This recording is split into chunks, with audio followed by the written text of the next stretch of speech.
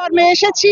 আমরা পড়াশোনা না করে আসিনি, আমরা পড়াশোনাকে ভয় পাই না, আমরা 3 স্তর পরীক্ষাকে ভয় পাই না। আমাদের সাথে যে জুলুম হয়েছে আমরা সেটা তুলে ধরতে চাই।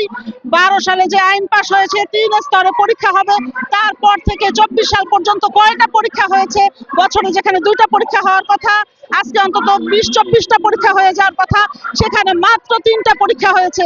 তাহলে আমাদের উপায়টা কি? আমরা কি করব? বেকারত্বের বোঝা বানিয়ে ফেলেছে এখন। দিনে দিনে এই স্বৈরাচার আমাদের সাথে যা করেছে, আমরা সেটা থেকে বেরিয়ে আসতে চাই, আমরা মুক্তি চাই। এখন বলতে দ্বিধা নেই যে বার কাউন্সিলের বস্তা বস্তা ভর্তি টাকা কিভাবে সরিয়েছে এটা আপনারা দেখেছেন।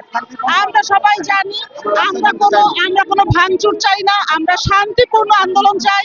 এই আন্দোলনের মাধ্যমে আমরা শুধু আমাদের অধিকারটুকু চাই। আমরা কোর্টে পৌঁছানোর মতো একটা সনদ চাই, সনদ। আমরা অশিক্ষিত না, আমরা শিক্ষিত জনগণ। আমরা এই বৈষম্যের প্রতিকার চাই।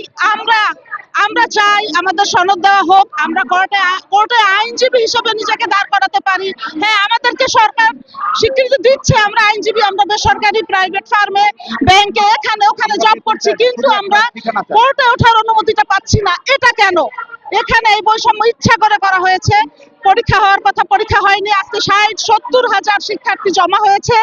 আমাদেরকে অবিলম্বে সনদ প্রদান করে কোর্টে যাওয়ার অনুমতি দেওয়া হোক, এটাই আমাদের আবেদন। বেতন চাই না, আমরা বেতন চাই না। আমরা ফান্ড কালেক্ট করেছি অলরেডি, আমরা ট্রাক পাঠিয়ে দিয়েছি, আরো পাঠাচ্ছি, আমাদের সমবেদনা আছে, কিন্তু আমাদেরও পিঠ থেকে গেছে দেওয়ালে। আমরা অনেক বিপদের মধ্যে আছি, আমরা এই বেকারত্বের বোঝা আর চাই না। আমাদের পরবর্তী দাবি আমরা